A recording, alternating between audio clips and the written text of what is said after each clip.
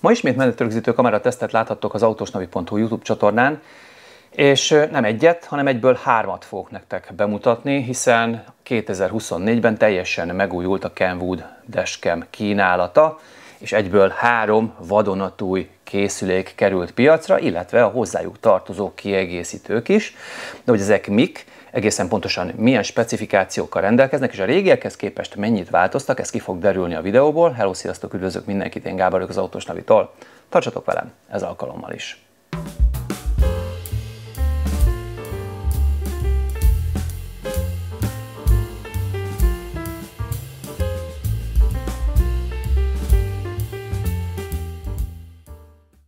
...2024-ben tehát teljesen megújult a Kenwood dashcam választéka,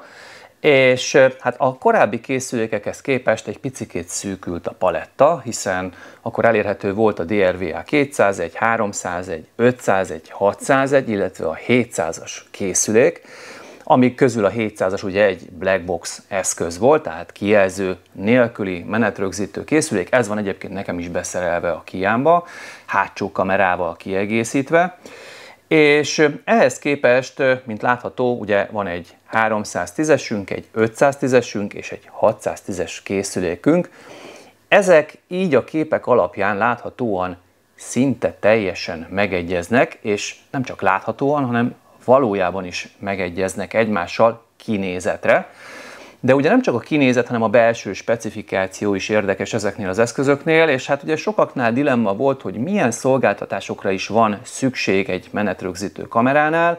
Ugye a régi 201-es készülék még nem volt Wi-Fi kompatibilis, tehát nem lehetett csak a saját kijelzőjén ellenőrizni a felvett tartalmakat,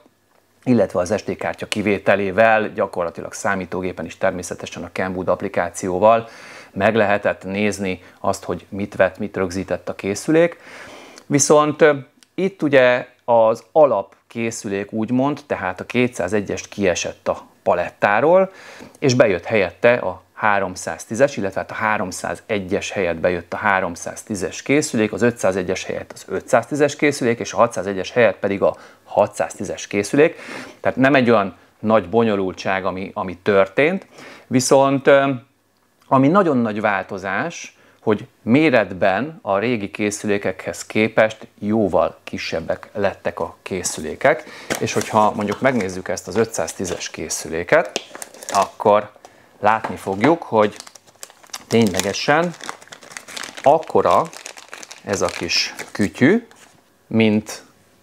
a régi, korábbi modelleknek a kijelzője. Tehát egy ilyen 2,5 colos kijelző méretre zsugorodott maga a készülék. Egyébként engem kísértetiesen emlékeztet a Garminnak a hasonló készülékére, nem ugyanaz egyébként, tehát más gyártó, tehát egyértelműen ez a Kenwood, ez nem Garmin, csak küllemére hasonlít nagyon. A Garminnak egyébként oldalra volt rakva az optika, ennél a készüléknél szinte középen van. A gombok, kezelőfelületek azok itt oldalt találhatók, van egy incuri-pincuri kis kijelző, tehát mindegyik készülék saját beépített kijelzővel rendelkezik, és itt jön el a másik változás, ugye amíg nekem ugye a DRVA 700-as ugye black box, amit az előbb említettem, addig ez a modell ugyanúgy, mint a 201-es kiesett a palettáról, sajnos, pedig hát sokan vannak úgy, hogy nem akarják ezeket a kijelzőket nézegetni, még arra rövid időre se, amíg ugye be lehet altatni, vagy be lehet teljesen sötétíteni. És hát ugye ez egy kis negatívum a dologban, de minden esetre én azt gondolom, hogy kárpótolja azokat, akik mondjuk egy hasonló formával, vagy funkciókkal, vagy a korábbiakhoz hasonló funkciókkal rendelkező készüléket keresnek a Kenwood kínálatából, azok szerintem ebben a választékban simán megtalálhatják a választásukat, vagy azokat a készüléket, ami az igényeikhez leginkább megfelelő. Ezek a készülékek gyakorlatilag, hogyha kibontjuk ugye a kicsit is, meg a nagyot is, akkor mindjárt látjuk azt, hogy ténylegesen megegyeznek egymással. Tehát itt igazán a külső megjelenés az gyakorlatilag azt lehet mondani, hogy 100%-osan ugyanaz mindegyiknél. Tehát 310, 510, 610, és hogyha hátukra fordítjuk a kamerákat, akkor rögtön látható, hogy előről is szinte teljesen megegyezik az összes készülék, illetve optikailag teljes mértékben megegyezik a három készülék egymással, viszont egy fő különbség már láthatóvá válik a feliratok alapján,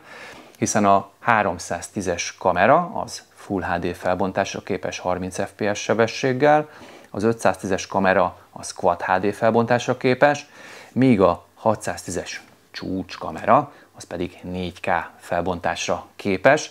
Tehát alapvetően itt a kamerának, a felvételnek a felbontásában van differencia főképp, és hogyha oldalra fordítjuk, akkor rögtön látható, hogy mind a három kamerán 2.2.2 USB-C töltőport található, amivel gyakorlatilag ugye már az új EU szabvány szerint fel kell, hogy legyenek ezek a készülékek szerelve, és hát ugye kapunk alapcsomagban hozzá egy USB-C, USB-A 3 méteres toldókábelt, amivel én azt gondolom, hogy maximálisan elegendő vezetéket kapunk ahhoz, hogy akár a szivargyújtó csatlakozóval, hiszen van egy ilyen szivargyújtós USB-s adapterünk hozzá, ezzel tápra tudjuk csatlakoztatni a készüléket, és akkor gyakorlatilag akár rejtetten is el tudjuk húzni a vezetéket, hogy ne lógjon a szemünkbe, meg ne lógjon a műszerfal közepén. Tehát így is be lehet kötni, de hogyha parkoló módot is szeretnénk aktiválni, akkor kell hozzá egy ilyen CADR 1130-as típusú kábelkészlet, ami, mint látható, tartalmaz egy csomó biztosítékfejet, illetve hát magát az elektronikát, hiszen ez a korábbi készülékekhez kapható kábelekhez képest egy kis különbséggel rendelkezik, míg az előző CADR 1030-as kábelköteg az csak egy állandó tápot és egy testet tartalmazott, itt már van memóriatáp is, tehát a működési elve ezeknél a készülékeknél a parkoló módnak az egy picikét más, mint a korábbi modelleknél, és hát ezzel már viszont nyilván sokkal diszkrétebben, sokkal inkább a parkoló módnak jobban ki tudjuk használni az előnyeit, hiszen, mint mondtam, kapunk egy csomó ilyen mindenféle autótípushoz való, különböző méretű, kisebb, nagyobb, még nagyobb, vagy esetleg ilyen nano süllyesztett fejű biztosíték fejet, amivel gyakorlatilag a biztosítéktáblán bárhova, ahol ugye ki tudjuk mérni a kapcsolat és az állandó tápot, oda be tudjuk kötni az autónkba biztosítottan, tehát egy védelemmel ellátva a kameránknak a tápellátását. Azt lehet mondani, hogy viszonylag egyszerű, de nyilván a bekötéshez azért kell némi szaktudás, hogy ki tudjuk mérni a megfelelő távfeszültségeket,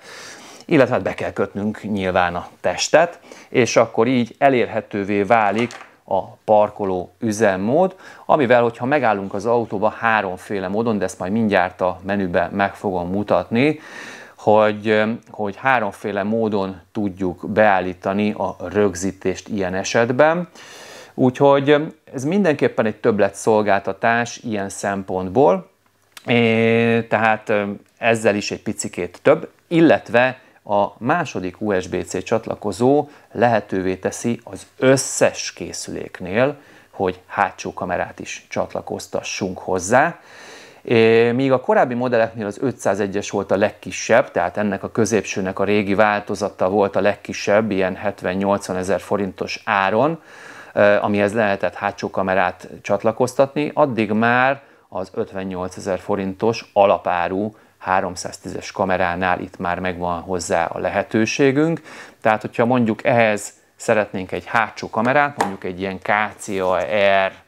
R110 típusú kamerát csatlakoztatni, amit majd mindjárt megint meg fog mutatni, hiszen ez is egy kicsikét összement, tehát méretét tekintve azért kisebb, akkor némileg olcsóbban megtehetjük, mint a korábbi modelleknél ezt. megoldhattuk. Szóval mindenképpen egy nagyon-nagyon-nagyon jópofa változás ez, ami mondjuk bekövetkezett per pillanat a Kenwood házatáján, viszont nyilván vannak negatív változások is, hiszen sajnos a korábbi modelleknél volt kétféle rögzítési lehetőségünk, volt egy ilyen vákuum tapadó korongos kis rögzítő fejünk, illetve lehetett egy fix, ilyen ragasztós rögzítést is eszközölnünk, tehát kétféle fej volt hozzá, és aktív fej volt, tehát a fejbe lehetett becsatlakoztatni a tápot, és bármikor, ha levettük, akkor nem kellett még a tyúkbeleket, kábeleket kihúzgálni a kamerából. Na ez most megszűnt, hanem ez az egy ilyen csodás, betolós kis, egyszerűen leválasztható, állítható,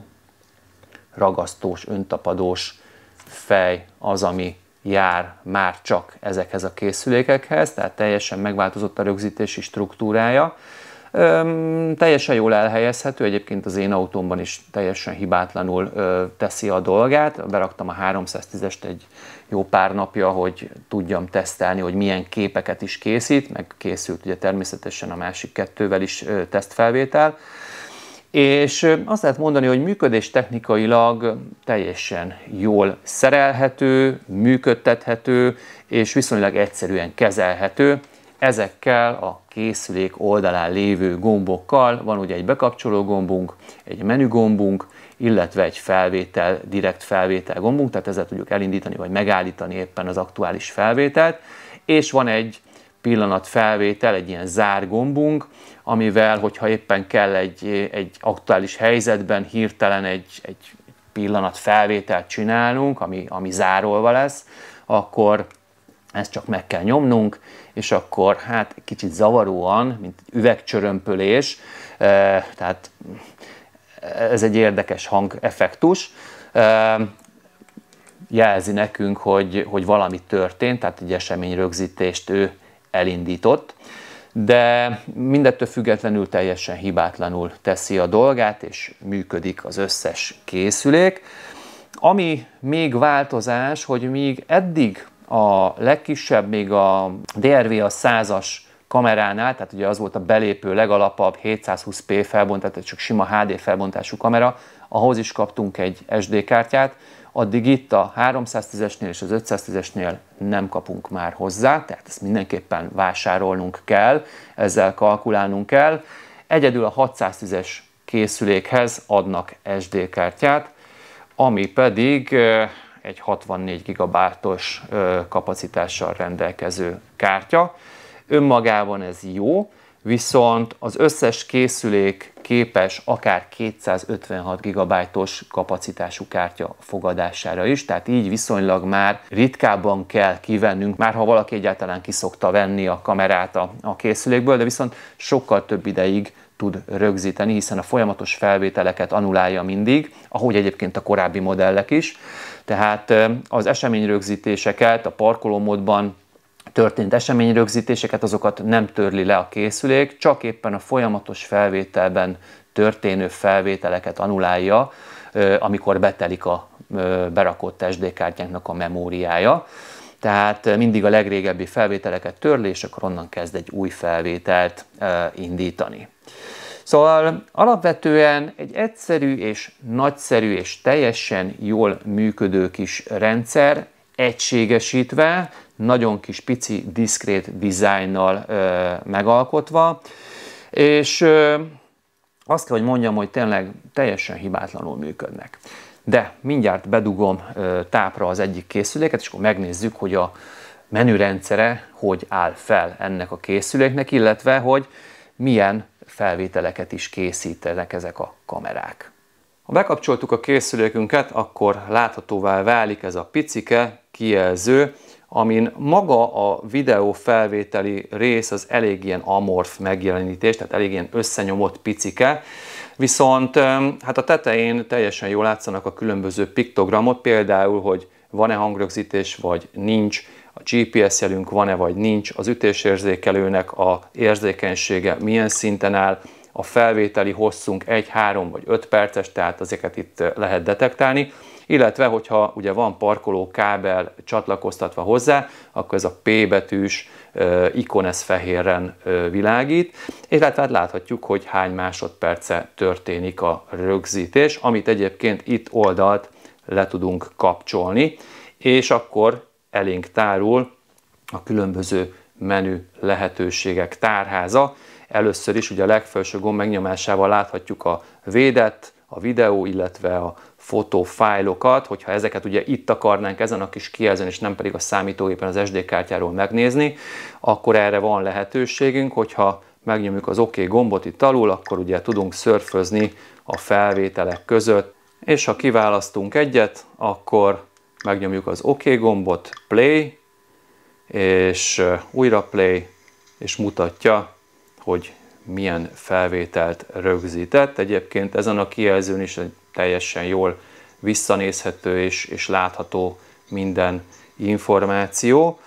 de alapvetően ugyanez a videófájloknál is, nyilván addig, amíg ugye a kamera kapacitása be nem telik, addig ezeket meg tudjuk nézni, és akkor láthatjuk, hogy a folyamatos felvételben miket rögzített a készülék. Ha innen kilépünk, akkor ugye vannak még, nem ezt mondom, ha kilépünk, akkor ugye tudunk fotót csinálni, ami most per pillanat nincs, de alapvetően teljesen jól működtethető. No, de ha belépünk a menübe, akkor látható, hogy van egy videó menünk, aminél is ugye egyszer a fényérzékenységet tudjuk állítani az első és a hátsó kameránál is egyúttal, természetesen, hogyha rá van csatlakoztatva. Itt, ha belépünk, akkor ugye látható, most nullán van, de tudjuk plusz-mínuszba állítani, hogyha éppen szükséges. Itt van a parkoló mód szenzor beállítási lehetősége. Itt háromféle módot választhatunk, ami nagyon érdekes a korábbi modellhez képest, hiszen itt van vibráció, tehát ez egy nagyon-nagyon érzékeny módja, itt is be tudjuk állítani ugye ennek az érzékenységét, közepesre, alacsonyra vagy éppen magasra, de közepesen is maximálisan elégséges ennek a érzékenységét hagyni. Én legalábbis azt tapasztalom, hogy icipicikét megmozdítjuk az autót, és már az neki bőségesen elegendő ahhoz, hogy felvételt, eseményrögzítést csináljon. Ha lejjebb megyünk, akkor van mozgásérzékelés, ugye ez egy picikét erősebb és nagyobb behatásra fog csak bekapcsolni, illetve ugye ha van parkoló kábelünk, akkor a timelapse-et tudjuk aktiválni, és itt viszont folyamatosan addig rögzít parkoló módba, amíg az elektronika, ami ugye a kábelkészleten található, el nem éri azt a meghatározott küszöbb feszültséget, aminél is ugye az akkumulátorunk védelmében lekapcsol a készülék, és onnantól kezdve viszont már csak vibráció vagy éppen mozgásérzékelés az, amire be fog kapcsolni az eszköz, tehát akkor is fog működni, csak hát ugye lehet, hogy egy egész éjszakán keresztül nem fogja bírni az akkumulátor, és ezért ő egy bizonyos idő után lekapcsol, hogy reggelre beindíthatóvá váljék, illetve beindítható maradjon az autó. Akkor be tudjuk kapcsolni, hogy legyen, hogyha parkolómódban van, akkor ugye a kis ledecskénk az villogjon, vagy ne villogjon, tehát hogyha nem akarjuk, hogy látható legyen, hogy nálunk működik valami, akkor ki is tudjuk természetesen kapcsolni, vagy folyamatosan bekapcsolt állapotba legyen. Be tudjuk állítani az ütésérzékelőnket, akkor gyakorlatilag ez is, igen, GPS-ünk be legyen kapcsolva, vagy nem, akkor van km/h vagy mérföld, attól függ ugye, hogy hol élünk, hogy mi legyen a sebességünknek a mértékegysége. Be tudunk állítani egy ilyen data privacy módot, ami gyakorlatilag, hát most itt azt írja, hogy a utolsó 4 videót törli, illetve az utolsó 4 videó marad csak látható, hogyha működik a készülék, és minden mást azt ő töröl. Van egy ilyen screensaver, ami gyakorlatilag ugye itt tudjuk beállítani, hogy folyamatosan menjen a kijelzőnk, besötétítsen 30 másodperc után, 2 perc után sötétítsen be, tehát nem kapcsolja ki, hanem csak besötétíti, vagy kikapcsolja 30 másodperc után. Én ezt használom, mert én nem szeretem, hogyha ott villog az arcomba a kamerán, tehát a kijelző. Ha innen kilépünk, akkor megyünk tovább. Rakjon-e rá Kenwood bélyegzőt a felvételekre, vagy nem, ezt beállíthatjuk, és akkor ott lesz a Kenwood felirat a felvételeinken. Akkor rakjon-e rá időt, vagy dátum bélyegzőt, information stamp, tehát ezt is gyakorlatilag, hogy geolokációs információkat rárakja, akkor rárakja a sebességadatokat. Ugye ez is egy jó dolog, mert ugye látjuk, hogy milyen sebességgel mentünk, ha valami történik, cserébe ugye kontraproduktív is lehet a dolog, hiszen hogyha mondjuk mi hibázunk, és gyorsabban mentünk a kelleténél, és látszik a sebesség rajta, akkor nem tudjuk bizonyítani azt, hogy esetleg más volt a hibás, tehát ez azért mérlegelendő. Illetve be tudunk állítani rendszám feliratot is, amit ugyanúgy ki tudunk rakni a kijelzőre, illetve hát magára a felvételen ugyanúgy meg tudunk jeleníteni, hogyha éppen szükséges. Szóval a videó menübe ennyi, amit el tudunk érni, illetve van egy setup menünk, aminél is elérhetjük a vezeték nélküli csatlakozást, ami ugye a 301-es készüléknél, a korábbi modelleknél volt, itt a 310-esnél is van, az 510-esnél is van, és a 610-esnél is van, tehát gyakorlatilag az összes készülék az vezeték nélküli csatlakozást is lehetővé tesz, hogyha azt szeretnénk, és a telefonunkon lévő Kenwood applikációban szeretnénk mondjuk ezeket a beállításokat megtenni, akkor ugye először csatlakoznunk kell, majd utána tudjuk a telefonunkról állítani ezeket a funkciókat, amiket egyébként itt mondom, most a kijelzőn is tudunk szabályozni. Formázni tudjuk az SD kártyánkat, be tudjuk állítani itt a hangokat, hogy legyen-e hangja a gomboknak, vagy sem, pittyegjen, ne pittyegjen, illetve itt tudjuk beállítani a felvételt, hogy a felvételeken legyen-e hangrögzítés, vagy sem. Idő és dátum beállítási lehetőség, akkor időzóna, nyelv, sajnos magyar nincs benne, mindenféle európai nyelv, lengyel, szlovák, román, cseh, egyebek, tehát minden van, magyar nincs. Be tudjuk állítani az országot, és akkor tudunk a kamera képen fordítani, és alapvetően ugye jól áll az első kameránknak a képe, illetve hát ugye azt, amit felvesz, tehát hogy oldalhelyes legyen, hogy jobb oldalról bal oldalra, vagy bal oldalról jobb oldalra változtatni. Itt inkább talán a hátsó kameránál van ennek létjogosultsága, attól függő, hogy szereljük fel a hátsó kameránkat, gyakorlatilag ennek megfelelően, ha nem oldalhelyesen mutatja a képet, akkor ugye itt be tudjuk kapcsolni, és be tudjuk állítani, hogy megfordítsa a képet, vagy sem. Van még display mirror, itt is a front kameránál, meg a hátsó kameránál, hogyha szeretnénk, illetve bocsánat, a múltkor is belefutottam, amikor szereltem egy ilyet, hogy a display invert, ez fejjel lefelé mutatja, tehát attól függ, hogy tudjuk rögzíteni a kamerát, lentről felfelé, vagy fentről lefelé tudjuk megfordítani a képet itt. És ami a display mirrornál pedig ugye így jobbról balra, vagy balról jobbra tudjuk forgatni a képet. Ez is ugyanúgy az első és a hátsó kameránál is. Itt is mondom, szerelés technikailag attól függő, hogy rakjuk föl a kamerát, vagy hogy szereljük fel a kamerát, ennek megfelelően tudjuk beállítani ezeket, tehát innen a menüből ezeket lehet szabályozni. Vissza tudjuk állítani a gyári beállításokat, illetve van egy rendszerinformáció, ami a kártyára vonatkozik, a műholdakra, akkor a applikáció, pairing system info, tehát így gyakorlatilag mindent látunk a készülék specifikációját, illetően szoftver és egyéb más verziókat. Egyébként a szoftvert kell frissíteni, a Kenwood oldaláról ingyenesen elérhetők ugye a szoftverfrissítések, és SD kártyán keresztül lehet, ahogy a korábbi modelleknél is, szoftvert frissíteni ezeknél a termékeknél is. És gyakorlatilag ennyi is volt a menü felülete ezeknek a készülékeknek, mindegyik ugyanaz, és hogyha kilépünk a beállításokból, akkor ő rögtön elindítja a rögzítést. A dedikált gomboknak köszönhetően tehát a készülékek menürendszere viszonylag egyszerűen állítható, viszont hogyha nem szeretnénk ezekkel az incuri-pincuri kis gombokkal, meg ezen a kicsi kijelzőn bíbelődni a beállításokkal, akkor megvan a lehetőségünk az összes modellnél, hogy Wi-Fi-vel csatlakoztassuk okostelefonunkhoz, és a Kenwood Dashcam appal egyszerűen elvégezzük ezeket a beállításokat, sőt, hogyha esetleg valamilyen atrocitás ér minket, valami esemény történik velünk, és ezt rögzítette a kameránk, akkor ugye ezeket a felvételeket, ezeket le tudjuk tölteni akár a telefonunkra az applikáció segítségével, és azt tudjuk természetesen mobilneten keresztül, akár abban a pillanatban továbbítani a szükséges biztosító, vagy éppen a rendőrség felé, hogy bizonyítsuk, hogy nem mi voltunk a hibásak. Szóval nagyon-nagyon jól használható és végtelenül egyszerűen kezelhető, de ugye említettem azt, hogy mindegyik készülék hátsó kamerával is bővíthető,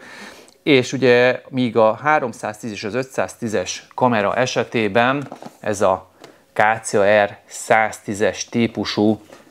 hátsó kamera az, amire szükségünk van, addig a 610-eshez, a 4K-s kamerához, ugye egy nagyobb felbontású kamerára van szükségünk, az pedig a KCR 220-as,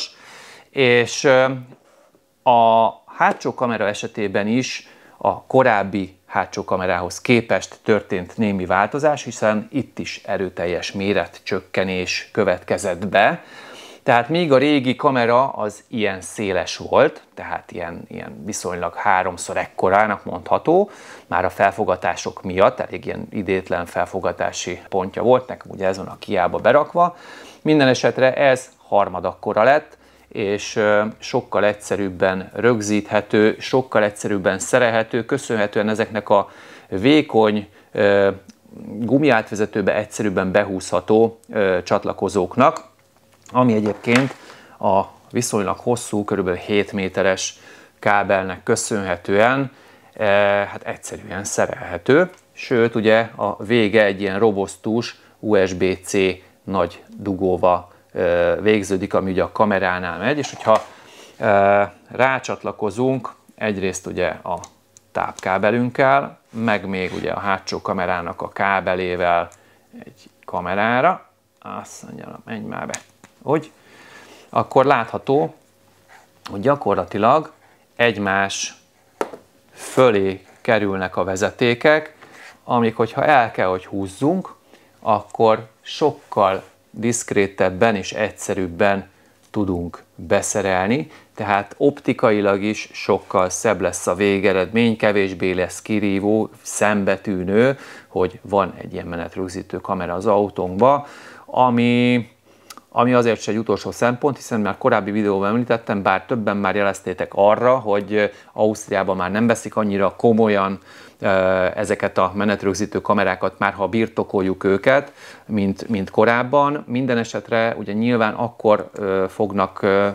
velünk igazán a legújabb információk szerint maximum kekeckedni a rend éber őrei ott kint, hogyha fel is használjuk az ezzel rögzített felvételeket, tehát ezek ilyen személyiségi jogok védelme, meg egyéb őrületek, tehát minden esetre erre azért ettől függetlenül figyelnünk kell, de ezekkel a kiegészítőkkel mindenképpen sokkal diszkrétebben, sokkal egyszerűbben tudjuk beszerelni az autónkba, illetve hát, hogyha veszünk ilyen csodás kábelkészletet is, ugye akkor a parkolómódot is tudjuk aktiválni a kameránkon, és akkor gyakorlatilag mondhatni azt, hogy ha nem is 100%-os védelmet kapunk az autónknál, de jó eséllyel előről, hátulról, ha ott hagyjuk az autónkat egy parkolóba, akkor is védve leszünk,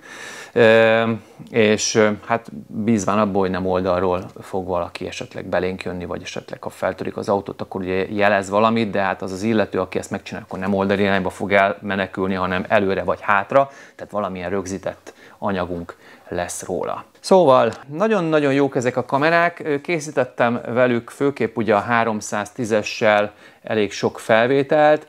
elég jó minőséget tud Full HD-ba is rögzíteni a készülék, tehát akár menet közben sötétből világosba, világosból sötétbe, átmenetben, napfénnyel szemben, nyilván vannak csillogások benne, illetve hát ilyen kicsikét ugye elvakítja a lencsét a napsütés, hogyha mondjuk szembe megyünk vele. Teljesen jól használható, teljesen jól kivehető minden tereptárgy, teljesen jól kivehetők a rendszámok, nyilván megfelelő közelségben. Mint látható, még akár a Full HD felvételek is tökéletes képminőséget garantálnak a számunkra. A diagonális látószöge ugyancsak 136 fok ezeknek a kameráknak, mégis a Renault Zoe-ba, amiben beszereltem ugye a tesztkészüléket, A-oszloptól A-oszlopig tökéletesen lehet látni a műszerfal teljes spektrumát, és onnantól kezdve természetesen a látótér csak szélesedik, tehát előrefelé már sokkal jobb az autón kívüli látható tér, de minden esetre nagyon jó kontrasztos felvételeket készít, és ugye a HDR technológiának köszönhetően a 3.10 és az 5.10-es kameránál teljesen éles és nagyon-nagyon jó felvételeket biztosít számunkra, még akár félhomályosabb, illetve homályosabb vagy akár sötétebb időszakban is, köszönhetően ugye az 1.8-as fényérzékenységű lencséknek, ami mindegyik készüléknél 1.8-as. A régebbi modelleknél ennél azért magasabb volt a fényérzékenység, következésképp azért kevésbé volt jó, sötétebb időszakban a felvételek minősége, nem voltak azok se rosszak, de értelemszerűen itt az újabb technológiánál, a 610-esnél például VDR, Wide Dynamic Range technológiát alkalmaztak, ugye nyilván a felbontás miatt arra, hogy még élesebbé tegyék a felvett anyagot. Szóval azt lehet mondani, hogy összességében mindenképpen egy jó választás lehet azok számára, akik minőségi, jó specifikációval rendelkező menetrögzítő kamerát szeretnének az autójuk védelmébe, vagy a saját maguk védelmébe beépíteni az autóba. Elég széles spektrumban lehet bővíteni, és már akár 100 000 forint alatti áron hozzájuthatunk egy márkás Kenwood készülékhez, amire 4 év garancia vonatkozik még mindig, tehát ugye most már jogszabály szerint 2 év a 10 000 forint feletti eszközökre az alapgarancia, viszont itt ugye a Kenwood ezt az alapgaranciát már jó pár évvel ezelőtt megtoldotta plusz 2 évvel, tehát ilyen szempontból mindenképpen egy nagyon felhasználó barát és egy nagyon-nagyon jópofa készülék család ez. És hát ki megtalálhatja a saját igényének megfelelő modellt a választékból. Ugye nyilván ezt a pénztárca és az igények fogják meghatározni. Hogyha tetszettek ezek az új menetrögzítő kamerák, akkor kérlek benneteket, nyomjatok egy lájkot itt a videó alatt. Hogyha szeretnétek hasonló termékbemutatókat, termékteszteket, autóbemutatókat, autóteszteket, vlogokat látni, akkor a legegyszerűbb módja még mindig, hogyha itt lent feliratkoztok YouTube csatornánkra, én mindenkinek megköszönöm, aki ezt megteszi. Kövessetek be Instagramon is, lájkoljátok szintén Facebook oldalunkat. Ezekről a készülékekről a részletes leírásokat meg fogjátok találni, itt a videó alatti leírásban be fogom linkelni, és ha arra kattintotok, akkor meg fogjátok találni a specifikációit ezeknek a készülékeknek. Tartsatok velem legközelebb is, nagyon-nagyon szépen köszönöm, hogy ma meghallgattatok, további szép napot kívánok, sziasztok!